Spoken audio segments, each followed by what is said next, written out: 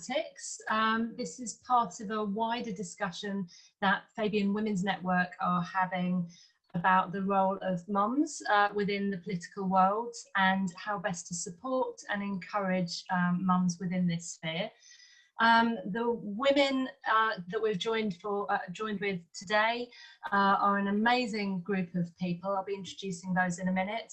But just to say that we also have been so helped by the work of things like the Fawcett Society and the work that they've done on this, and the work of Professor Sarah Child. So we're not starting the discussion, we're joining the discussion tonight. But we're very, very grateful for this amazing group of MPs being with us and hopefully starting the next phase of discussion on this topic. So please join in the conversation with the hashtag FWNLab20. We'd love to hear your thoughts. Please use the chat function below. And again, let us know how we can help, what things you're thinking about, any questions for the panelists. Each panelist will have about 5 minutes to speak on their experiences of being a mother in politics, and then we will ask for their one key ask and what they would say is the most important thing in this topic at the moment.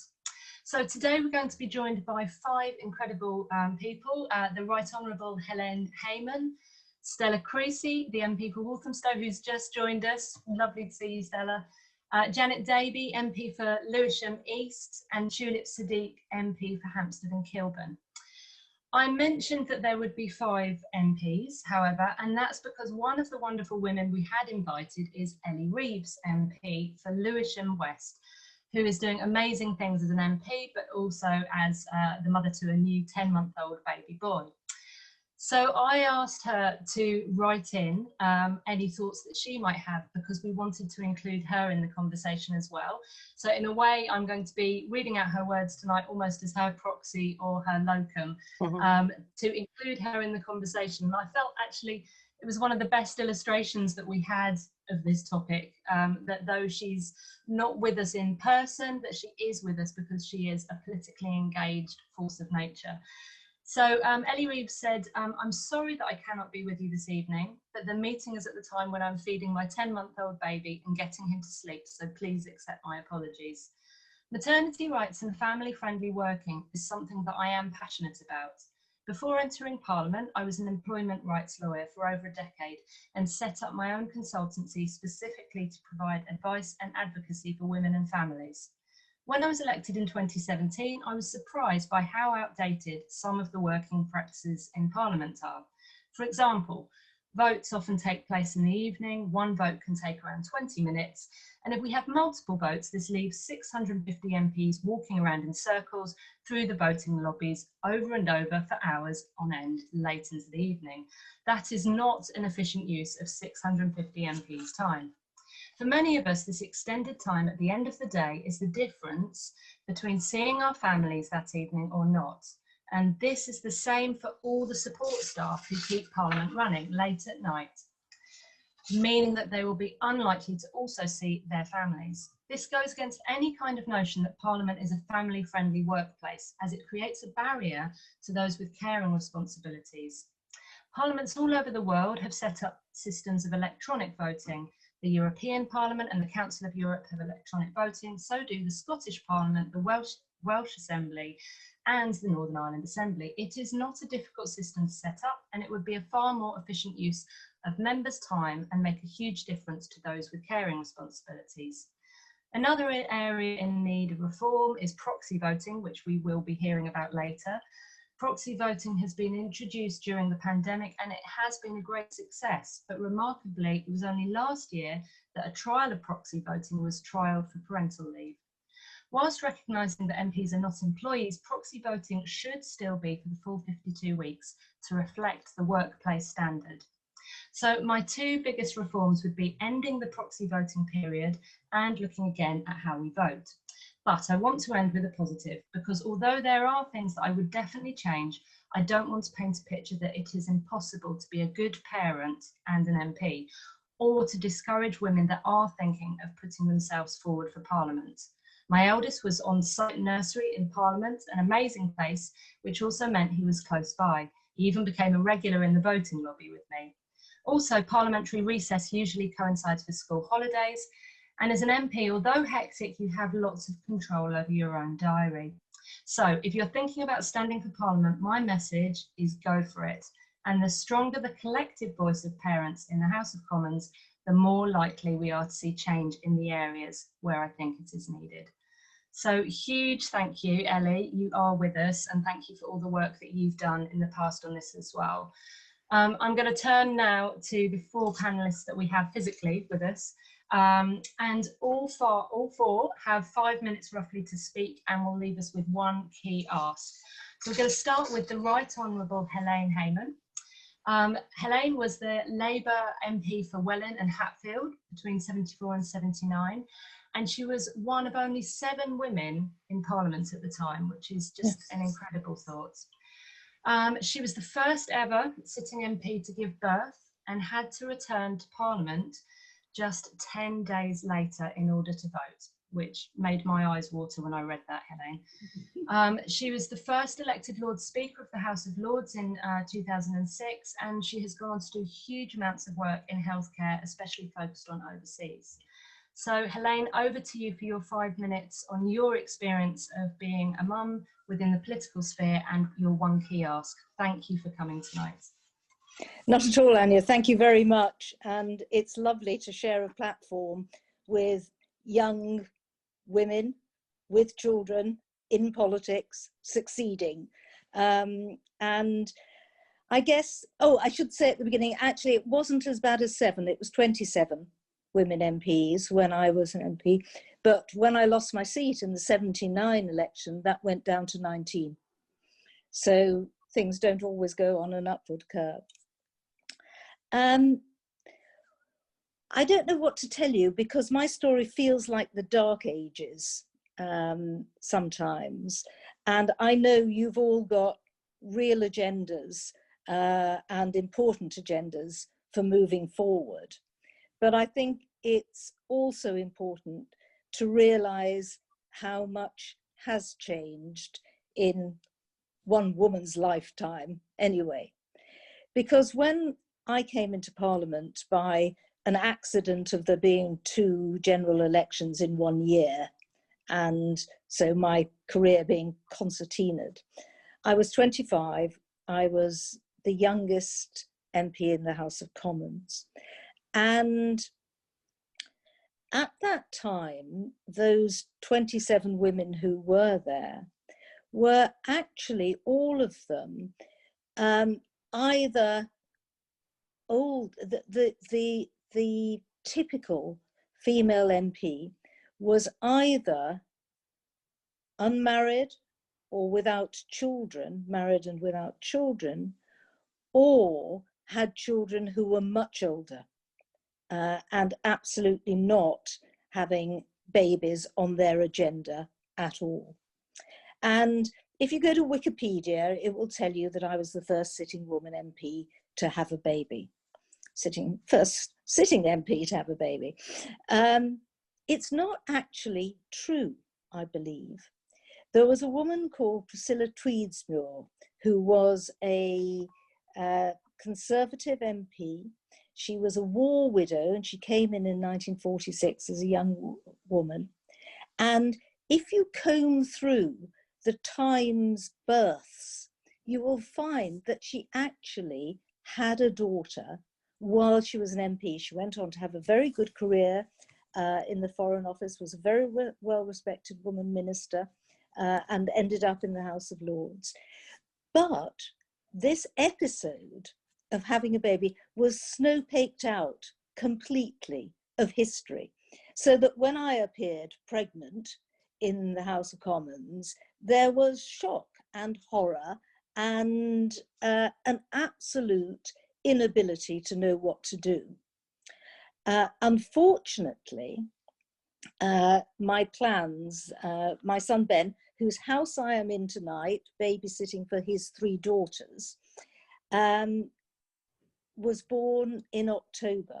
We were in the spillover, we were having continuous running whips, and I know things go late now, but they were going through the night night after night after night. And there was no pairing at all. Funnily enough, even the phrase maternity leave never crossed my mind, but I had asked to be paired for a few weeks till after Christmas so I could come back. All pairing was off, and so I was left with a choice, because the government was winning votes by one at that time, of either bringing the baby in with me or letting the government down.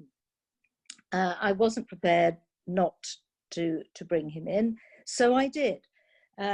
We won the vote on the first night that I came in by one, and the headline in the Daily Express was "Held Together by a Nappy Pin."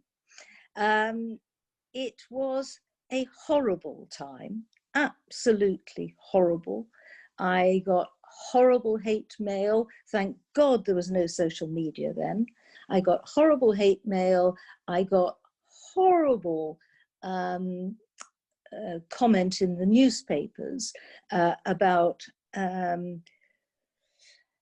as if I was using my baby to campaign for things that absolutely was not what I was about.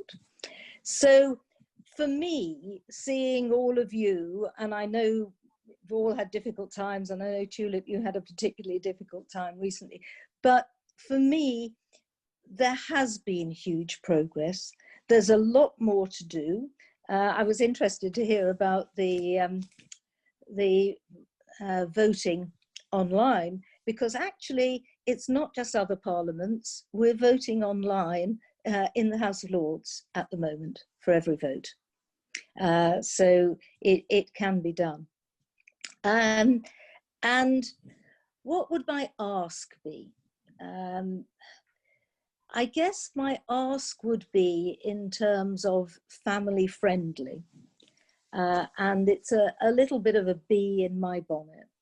It's about, some of us will want political careers when our children are very young. Some of us won't. Some of us will want to get into politics later. Some of us, in, you know, someone who's coming out of university now, it's going to be 50 years until anyone gives them a pension. That's a long working life. And some people will want to have paid leave, will want to have time off to look after dependent relatives or children. They'll want to work part-time for part of their lives. And I think one of the really big barriers for women in politics and lots of other workplaces is for the experience that they gain when they're off the escalator of politics or whatever their profession is, for that experience to be valued and for them able to come and use that experience at an older age.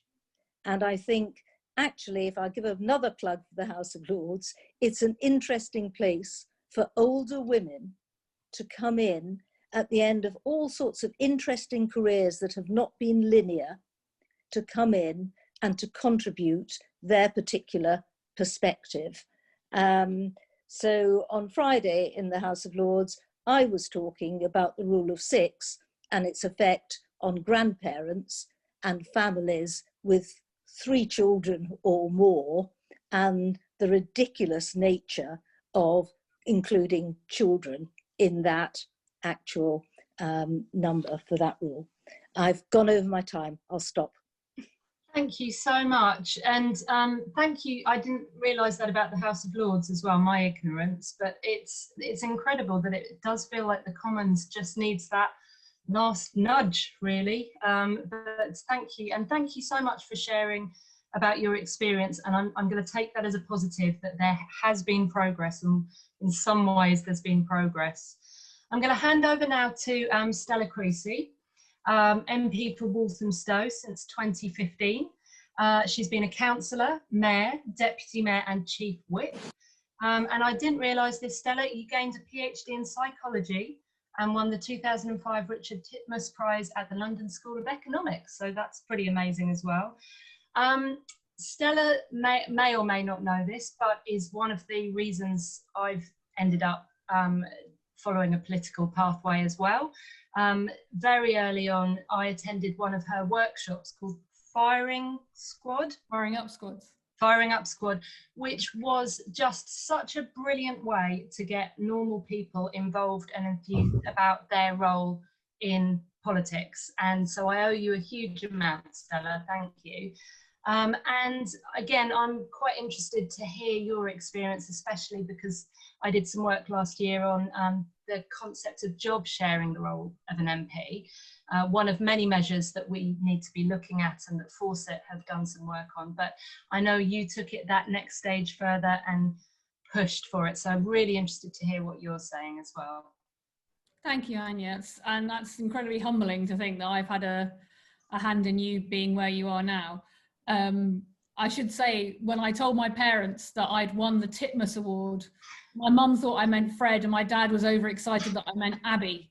So it was Richard Titmuss was a disappointment to both of them. Oh. I'm absolutely fascinated. It's amazing also, look, the people on this call have a huge amount of experience, and to be on with Helene and also Tulip, who's been an absolute trailblazer in this. I was very struck though by what you were saying, Helene, and saying that we have made progress, because actually I hear many common experiences in what you're talking about to what I've experienced. As you just saw, I have now a 10-month-old little girl, and having a baby whilst being a parliamentarian has been an eye-opening experience about just how far we have to go. And in the time available to me, I just want to challenge really, and to say, look, absolutely, I passionately agree with Ellie. We've got to get more mums and dads into politics, and we have to recognise that there are substantial barriers to our parliament being able to reflect that stage in life, and that we need the Labour movement, I believe, to lead on that debate. Tulip absolutely changed things for many of us when she fought for a proxy system, and the thought of Tulip having to delay her birth in order to be able to vote because we didn't have that, just to me is extraordinary. I spent many years trying to have a baby and being unsuccessful, and so when I was finally pregnant, I was looking forward to there being a relatively straightforward process for covering being an MP. So imagine my surprise when the parliamentary authorities told me very firmly that MPs didn't take maternity leave. I have to admit, at the time I was getting quite large, and I said, I really think this might be happening this time round, so I don't think that is the case. And there then followed weeks of debate with them about what would happen when I went on maternity leave. Parliament works from the default, and the default is a white man of a certain age with independent means. So somebody coming along and saying, well, look, I do a job, and in any other walk of life that would be covered by somebody, so who's going to cover this? Not least because I thought all of my staff would leave if I said to them, right, I'm going to go on maternity leave for 6 months or 9 months and you've got to cover that work. It was a very interesting conversation. They suggested that if I was going to take days, keep in touch days, it wasn't really a proper maternity leave, and so it wouldn't really need to be covered. And for me, this wasn't actually about myself, it was about my community, not being in a position where voting for a woman to be your MP would risk you having 6 to 9 months of not having proper MP cover. Because one of the things I feel very strongly is that basically our job is divided into 3, and there's the third that you will see on TV on the green benches, and always when people say to me, I turned on the Parliament channel and you weren't there, I say, yes, that's because I was working. There's the other third that you do within your local community, and then there's the third you do about the causes and commitments that you're interested in alongside that casework that needs cover. And for me, it was very simple, that having a proxy who might cover the 1/3 of what happened in terms of votes in Parliament wasn't enough for my community, who needed the other 2/3 doing, who needed someone to work on their campaigns, who needed somebody to do the casework, who needed somebody to be in the community and be the face of Westminster for them. So we fought for a locum to sit alongside the proxy process. And it was one of the most humiliating things I've had to do, where I had to write to the parliamentary authorities a guide as to what I did to prove I was worth covering, and to prove that MPs did something outside of the parliamentary chamber in order to get a locum. Now, subsequently, we managed to win that fight for myself. So I would say one of my asks is that every MP, male or female, should they want it, should be able to appoint a locum, so that nobody can say that people of childbearing age shouldn't be MPs because you might have a drop in service. My locum, Kizzy Wardell, who I'd never met before we appointed her, who came for interview and simply, when we asked her why she wanted the job, said, "Are you kidding? This was on BBC Breaking News." So immediately made me realise that she probably would be a good person for it. Had to deal with both the general election, because I gave birth 2 weeks before the general election took place. So you can imagine when the vote was called to have a general election, heavily pregnant, I was standing in the no lobby pointing, trying to persuade people otherwise. She also had to cope with the pandemic. Throughout all of that period, nobody in my community batted an eyelid when being presented with somebody else who was covering for me, who went and did school visits before the pandemic happened, obviously, and spoke at events. So it wasn't just doing casework, but was doing all of that representational role. A very sobering reminder that sometimes Parliament can be behind the debate about what good practice looks like rather than leading it. When we are facing a pandemic of mum unemployment, so we know that it is mums who have been furloughed 10 percentage points ahead of dads and 10 percentage points of women without children, and are the mums who are already in the firing line for redundancy, the lack of an understanding about what it is like to be able to juggle a position, I think, is absolutely toxic to our ability, not just to be a more diverse Parliament, but to be a better economy and a better society. And one of the things I was struck with is people said, well, you're asking for special treatment for MPs. And I thought, no, actually what it is when a third of women get into debt on maternity leave, we need people to have that conversation in Parliament because it's happening to them as well. Also, what I've discovered, and I would say the left needs to lead on, is the presumption that you are now incompetent and uncommitted because you've had a baby. When actually, for me, I've doubled down on the competency and the commitment, because you have to be much more organised. It's fair to say lie-ins, I think, are going to be a thing of the past for some time to come. But one of the things I feel very strongly as well is that, again, the left has to lead that conversation. If I'm honest, my experience since becoming a mum has been of people in the Labour movement, not in the Conservatives, telling me, don't talk about your child, don't talk about maternity leave, don't ask for changes in the system, because we'll manage and we'll help you behind the scenes. And I feel very strongly that we've got to bring parenting, not just mothering, but parenting into the conversation, because it shouldn't be that people are having private crises in any workplace about how they manage a work-life balance. It should be a natural part of the conversation. In a society where we know that the vast majority of the working from home childcare has been done by women, it feels to me yet again that we are excluding out that experience and that situation rather than bringing it into the conversation. And as a consequence, it will often be those on the lowest pay and those with the least power in their workplaces to decide what happens to them who will miss out. So I feel that the left has a lot of work to do to start leading these conversations and to lead from the front, because my honest experience as a relatively new mum within the Labour movement has been that we're not. If anything, we're using that conversation to walk women out of the debate, but that also with this oncoming crisis of mums unemployment that we're due to face, and I'm sure Tulip will talk about the amazing work she's been doing about childcare, because childcare is just non-existent in the pandemic. There is a much broader agenda here that we've got to grasp, of which the lack of parents in Parliament is an embodiment of it rather than the sole challenge that we have to face. So yes to locums, yes to changing the proxy system, but yes, above all else, to a parenting debate and parenting and the pandemic. Because if we don't, it will be the mums who will lose their jobs first, and it will be not just gender equality, but our economy that's set back not 50 years, but I would say 100 years by the consequences. Absolutely. And I think that's why, as Fabians, we're Fabian women, we are desperately looking to create something as a next step after tonight. So looking at creating a pamphlet, ongoing discussion on this, because there's so much that needs to be said. It's incredible, isn't it, thinking that your constituents got the concept of a locum like that, but it was Parliament that you were battling against, and yet not massively surprised, I'm afraid.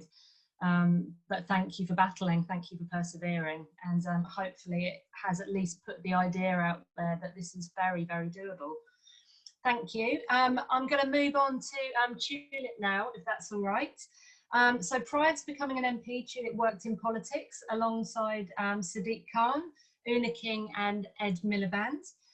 She was elected to serve in 2015 and has won again in 2017 and 2019.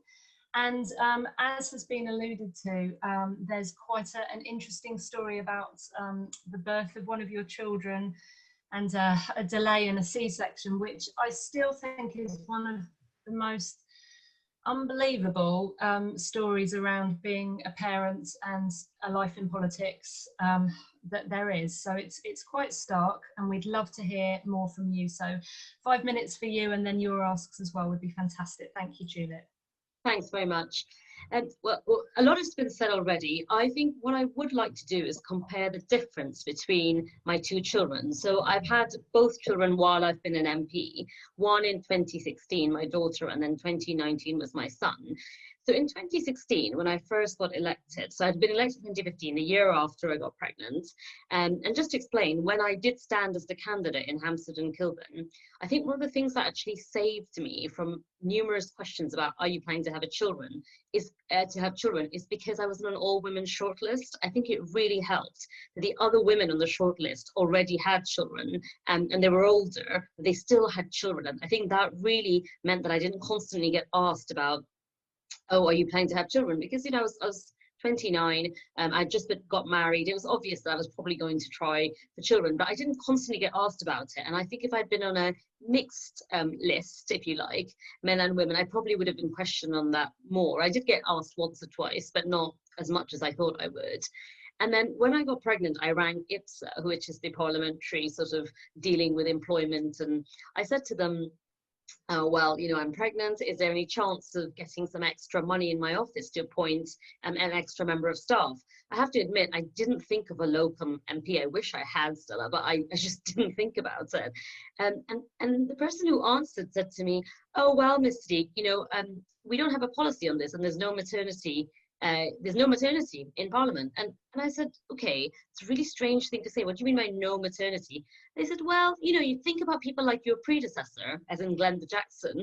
They said, you know, she's in her 80s, and most of the women who come in aren't of childbearing age. They were so blasé on the phone. I was really quite shocked. And I said, okay, I understand Glenda was 80, but I'm not, and I'm having a child. Is there any way you can help me? They were so useless. And I rang back a few times, and in the end I actually gave up, because I just thought, you know, what am I going to do? I should have fought more of a battle like Stella did. But I think when you're so tired, and one of the things I want to pick up on is that, you know, pregnancy and childbirth is not the same for everyone. Like, I had lots of snarky remarks from women who said, well, I came back to Parliament 3 days after I gave birth. Well, good for you, but I couldn't have done that because I had an emergency C-section and I was in bed, and there was no way I was going to go anywhere. I had very difficult pregnancies and childbirth, and I think people who are very snarky, I just say, maybe you had it easy, but I really didn't, and I really struggled with my first and second in different ways. So I gave up with IPSA, and I thought, okay, I'll just come back after 6 weeks. I have to say, at the time I didn't know I was having an emergency C-section, so I thought I'd come back in a few weeks. One of the things that did happen is, literally, the day I had my emergency C-section, Nazanin Zaghari Ratcliffe was arrested in Iran, who's my constituent. And I had a phone call in the hospital bed with her husband, Richard Ratcliffe, saying my wife's been detained in Iran. And, you know, it really brings home to you that there's no one who can deal with that at that point. Maybe if I'd had a locum MP, it would have been different. But my office manager, bless him, he's amazing, but he can't deal with that issue. Like, that's a really kind of life-threatening issue where a British citizen has been detained abroad. So then when I went home after 9 days in the hospital, I was in my living room, and I've told the story before, I was breastfeeding my child, and I had Jeremy Corbyn and Richard Ratcliffe in my living room.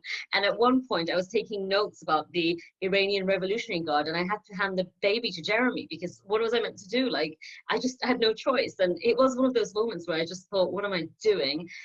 Anyway, I went back to work quite quickly, because I felt the pressure of not having a locum MP, as Stella had, or I felt the pressure of people judging me. And as Helene just said, like, social media is awful. I had messages from people saying, you have to choose between being an MP and a mother. You can't do both, even though, you know, I was actually doing both quite well.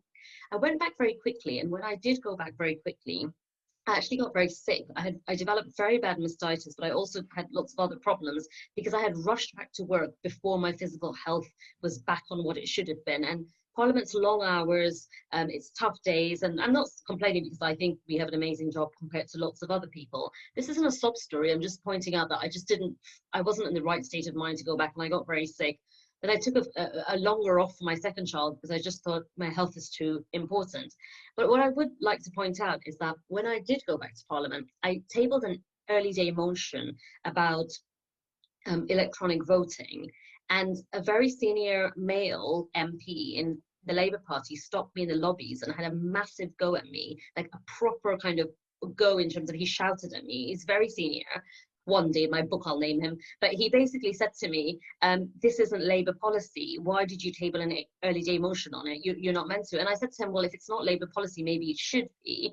I think he was a bit surprised and taken back because I was so harsh with him. I think he thought because I was 4'11", I was very meek, which I'm not. So I just had a massive go at him because I was like, if it's not Labour policy, maybe it should be. Anyway, only 27 MPs signed that EDM, by the way. I didn't take it any further because I didn't feel like I had much support in terms of this electronic voting, because it wasn't just about pregnancy. It was also one of my colleagues, Fabian, who came in at the same time as me, had chemotherapy, and she was one of the first to sign the early day motion because she said to me, I really would have liked to have someone I would have liked to electronically vote, because while I've been at home having my treatment, I've read more on legislation and the rules and the bills that we're passing than I did when I was in Parliament itself. So then 2016 was that. By the time 2019 came, and I will talk about delaying Raphael's birth, but I actually became a bit more savvy. I realized that people in the constituency, as Stella said, are actually quite understanding. Like if I said that I couldn't make this evening event, for a start, could be shifted to lunch, for example, or could we do it at this time of the time? They were all really understanding. I took my baby to lots of places. I breastfed Azalea in a cupboard in a synagogue during the EU referendum because I was taking numbers there. There was lots of strange things I did, and people really adapted. And again, what Stella said, Parliament just isn't up to date with what normal society is like. In 2019, just to say that Brexit was really important in my constituency. People underestimate this, but 76% of my constituents voted to remain. We have 22,000 EU nationals in my constituency, one of the highest in the country.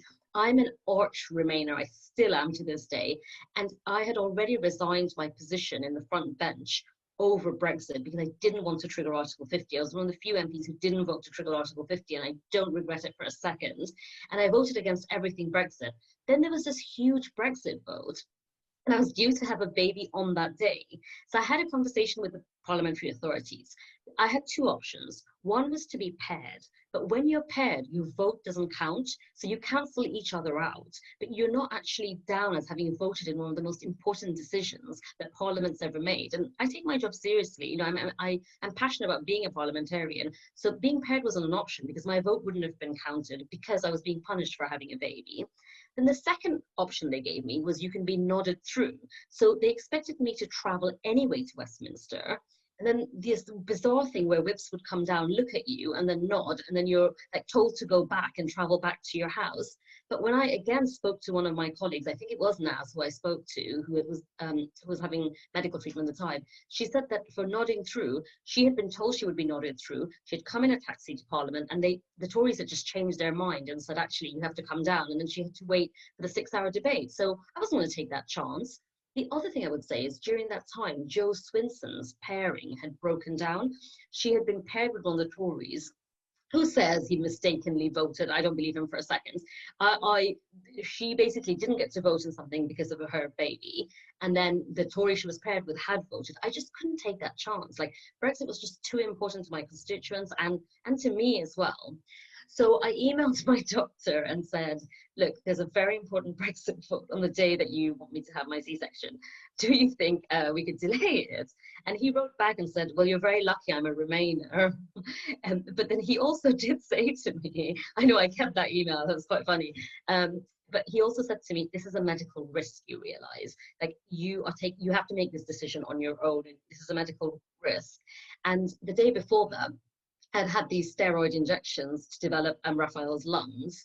And when I realized I was going into Parliament, I literally couldn't walk because I was in such a bad way. I had gestational diabetes, I had these steroids. And the reason I'm going into detail is because people sometimes want to just overlook what pregnancy is like. Like, it's a really big deal and it really impacts your body. My body still hasn't recovered from it. I was having an elective C-section this time. And then finally, I guess I decided that the best thing was to turn up. And, you know, I don't claim credit for, it's very kind of Stella to say this, I don't claim credit for bringing a proxy vote in, because it's very hard to judge why change really happens. But what I do know is that I made the decision, and I made this completely on my own, because Chris, my husband, said, this is up to you. You do whatever you want. I think my mum was absolutely gobsmacked and alarmed and called me and said, I can't believe you're doing this. But, you know, didn't listen to her. But I thought if delaying the birth of Raphael meant we had a closer relationship with the EU, then you know what, it was worth it. So I did it. I shouldn't have been put in that position, really. And I suppose I'll finish by saying my ask is that people are a bit more considerate when they think about women's different situations when it comes to pregnancies and childbirth, and how traumatizing it can be, but also how different it can be for other people. Just because you had a easy doesn't, because just because you had an easy pregnancy and childbirth doesn't mean I did as well. And I think the conversations around it as well of, oh well, my wife was straight back to work on the Monday after she had the child on Friday. I mean, just men, just stop. Like, just don't. I've heard so much of this. It was just horrible. I guess what I'm asking for, in all honesty, is a culture change. That's what I would like. Yeah, absolutely. Thank you. And yes, it's coming through loud and clear that there's some practical things that need to be done, but there is a definite culture change. And we so want to see the left leading on this conversation.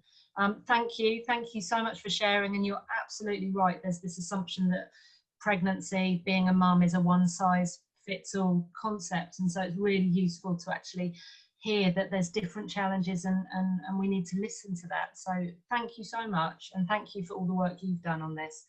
Our final panelist is the very wonderful Janet Daby, who's the MP for Lewisham East. Again, another former Lewisham councillor, also served as Deputy Mayor and elected in 2018. Now on the front bench as Women Equalities and Faith Minister. And we're just so pleased to have you here tonight. Thank you, Janet. So over to you for your 5 minutes and your key ask, please. Thank you, Anya. Thank you for having me. And hello, everybody. And it's a pleasure to be on a panelist with friends and colleagues. Well, Tulip, I'm with Stella anyway. You are a trailblazer for the proxy vote, and I'm very grateful for it. I remember it vividly, you being in that wheelchair when we were going through our votes. I remember it very well. So yeah, so I'm here really to speak about the experience to having older children. And although my children are 5 and 6, they are older than the other MPs' children that have spoken. Although Ellie does have and I do share a child of the same age, really. So the other thing I wanted to say straight up as well is that I'm a London MP, which means, you know, I get to see my children in the morning. And I usually have, you know, as a parliamentarian, 4 late evenings. But for other MPs, female MPs that are mothers that live in other regions of the country, then they won't have that experience of seeing their children in the morning and taking them to school or sending them off to school. And the chances are as well that they'll also miss another evening with them. And I just felt that was a really significant thing to say, really. I mean, I'm really pleased there's more female MPs in Parliament, and but there is still some way to go with that. But I'm really pleased and felt really happy that there are more female MPs having children and with younger children, because I still think, as it's already been mentioned, there is this stigma that if you're a female MP and you have young children or you're about to have children, and it's not the same if it was a male person that's got young children. Nobody would bat an eyelid, but I do feel as if there's this sense of, can you cope? How are you going to cope? And how are you going to manage this? And for others are thinking, you know, how can we best support, you know, and is there anything we need to do? So I think that's always something that I'm very conscious of, and I'm aware of, really. So with my two kids, I don't know if many people have heard of parent guilt, and it's that sense sometimes that you just can't be with them when they're asking you to, and that sometimes resonates a lot with me. And I always say to myself, well, the late evenings, I'm trying to create a better world for them and for other children and women and families. So I remember when I'd walk through Portacali's house, and I'd see Preet Gill on FaceTime, and she'd be, you know, talking to her girls. And I mean, and also Preet is the first Sikh female MP as well, which is fabulous. And I remember in those early days of being an MP that I'd work really late into the late evenings, Monday, Tuesdays and Wednesdays. But Preet taught me something really, that she'd always have this goodbye, sort of like good night chat to her girls.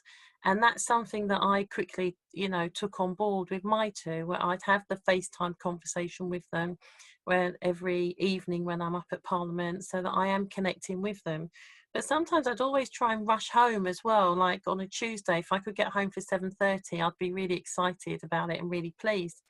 And I remember one particular time getting home at 7:30, and my husband saying to me, you know, darling, if you can't get home at 7, please don't come home until after 8, because you really are interrupting the bedtime routine, and they're getting overexcited and it's really difficult to put them to sleep. And part of me just went, oh, okay. And he's absolutely right. You know, I am disrupting the bedtime routine, and then they get into bed really late, and then they're going to be tired in the morning. But what it did do is it meant that if I'm going to work late in Parliament, I really am going to work late.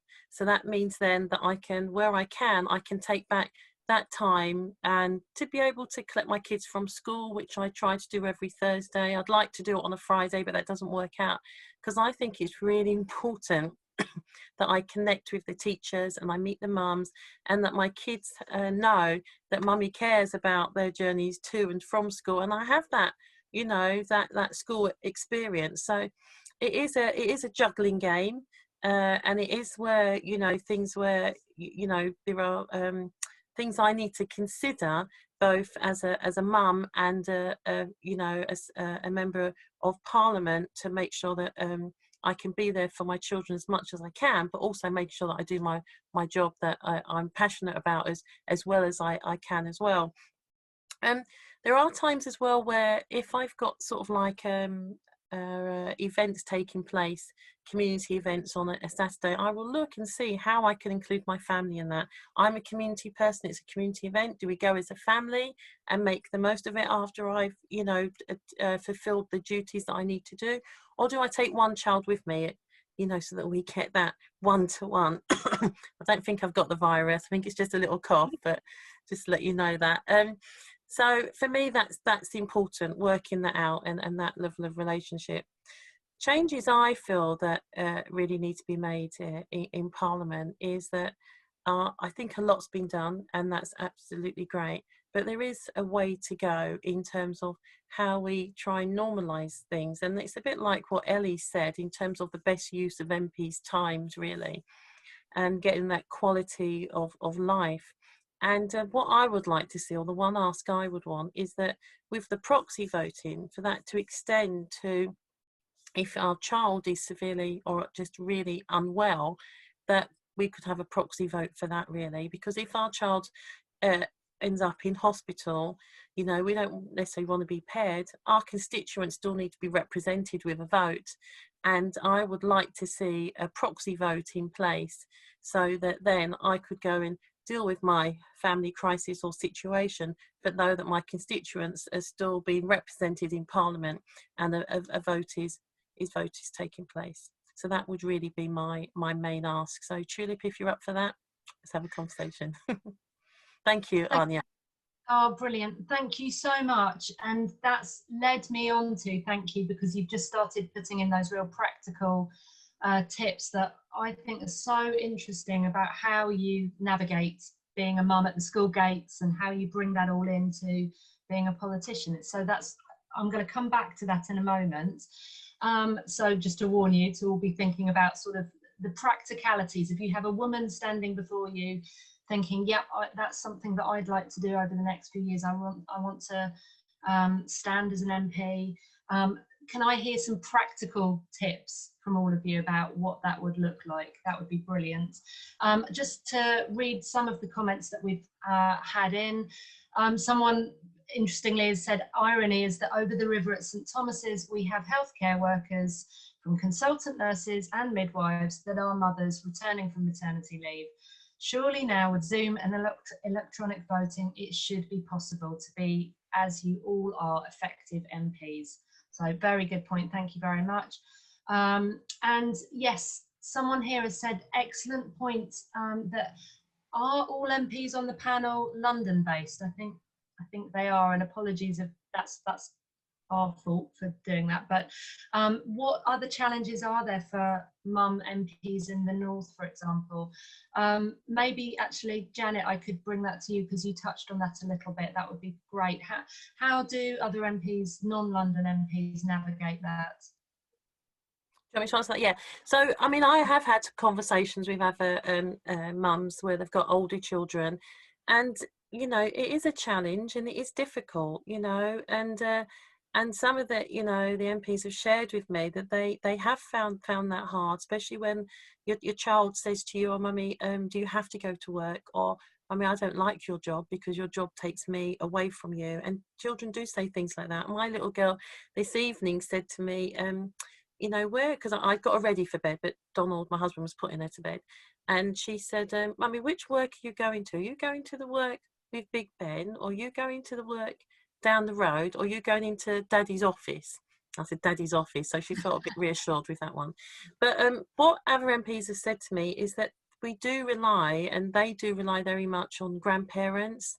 You know, some people have nannies and so on, but more people that I speak to as other fellow MPs, they rely on grandparents and aunties and husbands to really help out. But it's about keeping in communication with your children, and then when you are with them, to make sure you get that real quality time, you know, because you don't want them growing up feeling that, you know, you're just not around for them. And I think we're actually, as mothers and MPs, more conscious of wanting that quality time.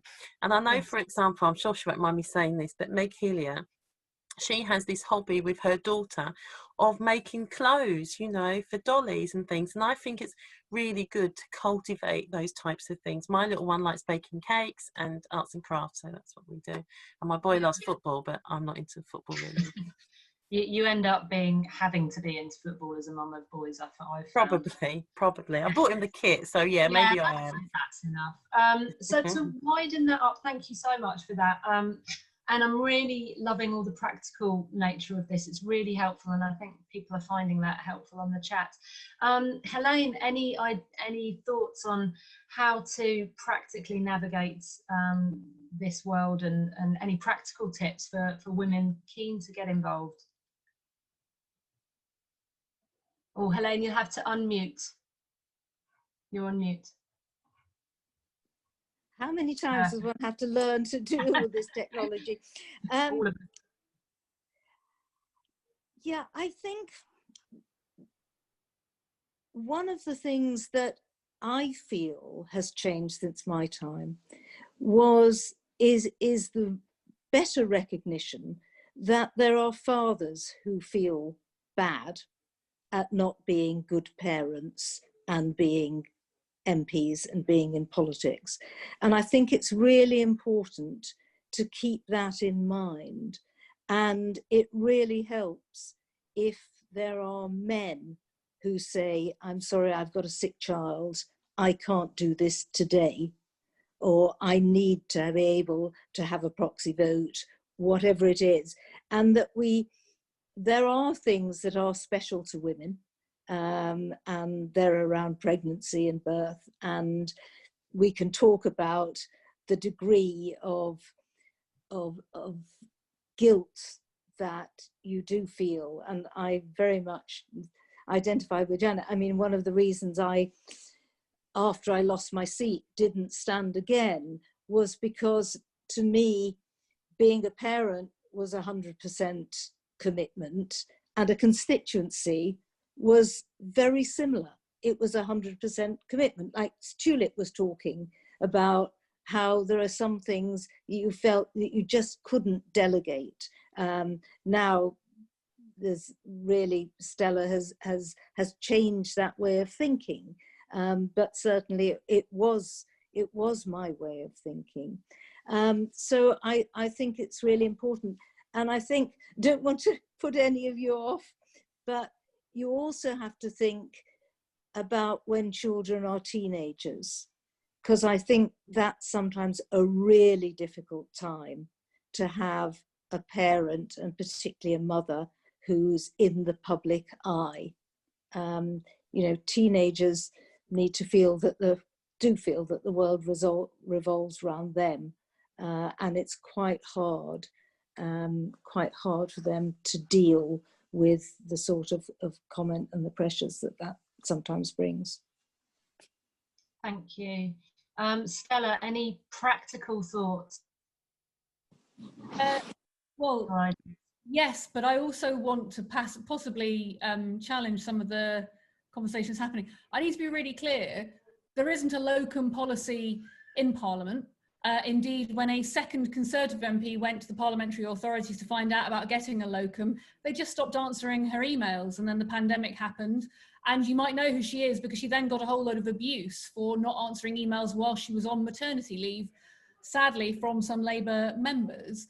I also want to be really honest that the reason that we don't have a locum policy in Parliament at the moment is down to the Labour Party, because at the time, Theresa May wrote personally to the parliamentary authorities to support the idea, as did other leaders of other political parties. I'm sorry to say that the Labour Party was more sceptical about the idea. I really hope we can change that, not because everybody should have to have a locum, but there should be that option if you feel that that's the right way to manage the consequence of the job. I completely agree with Helene about men changing the conversation. Sadly though, and I've talked to a number of my male colleagues who've had children at the same time that I have, absolutely none of them have then had their commitment and ability questioned. If anything, they appear to be superhuman to people. What a wonderful father you are, both changing a nappy and also capable to stand for a leadership position. I feel that very personally myself, having been told explicitly within the Labour movement that I should not be putting myself forward to lead delegations or to be on committees because I do have a young child, and watch my male counterparts with young children be lauded for the fact that they've turned up at a meeting. Frankly, I think we have to get our own house in order, and some of Tulip's experiences, I think, speak to that as well. You know, we also, in this conversation, we're doing the same thing. We're asking for women to think about how they can adapt to the situation. It is bonkers that we think that voting at 7 o'clock at night is family friendly. And yet that is seen as a family-friendly process. We can't ask parents to come into Parliament and then make Parliament difficult to combine with parenting. We need to change the way Parliament works. Actually, electronic voting has shown that some of that is possible. I took part in the immigration debate. I spoke in that debate. I voted against that legislation, and I did bedtime and bath time from the same room. Yeah. I don't want Janet to feel that she has to struggle with seeing her children. I want our parliamentary processes to make it possible to be a good parent, because only when we do that will we actually get parents in. I rang IPSA when the election was coming and said, well, at the very least, will you say that locums and family-friendly working, because imagine the conversation I had with them about coming back to work and saying, what are your provisions for supporting flexible working? And they just were blank with me about it. And I said, well, at the very least, will you say you're looking at this and there's a debate in Parliament so that anybody thinking of standing in the 2019 election will know that that's what, and they refuse to do it. And I fear, because Parliament is something that changes only every 5 years, I know we've had elections every 2 years for the last couple of years, but in general, every 5 years, that if we spend our time talking about what women have to do, somehow encouraging them to be bold and stand and not worry about moving because they'll find a way through, rather than saying, yeah, it's completely unacceptable. Nobody should be put in the position Tulip was. Nobody should be told the things that I've been told about competency. Janet shouldn't have to compromise on being the mum she wants to be and being the MP she wants to be. Things won't change. So actually, I think we have to change our thinking on it and say, why do we ask MPs to work in this way? Why don't we support flexible working? Why do we think everything has to be about being in the chamber?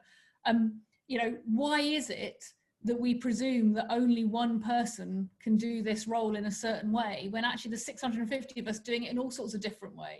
Mm-hmm. It's just that means and too often gender define what that means. Because if we don't stand up for it and lead that conversation, I have to be honest, some of the Conservative men have been much more progressive than some of my female colleagues within the Labour movement on this, who feel like somehow it's a badge of honour that they've struggled through rather than we've broken some of these constraints. I don't want anyone to be in the position Helene was, because I've been in it, and that's, what, 30 years later? That's insane. You know? Absolutely. And I wish it was only 30. It was interesting when we, it was myself and a dear friend from the Labour Women's Network who launched the campaign for job sharing last year. And it's not a perfect idea, but it's certainly part of a raft of ideas. Like I said, Fawcett have done some work on, and John McDonnell actually did a private members bill on this a few years ago.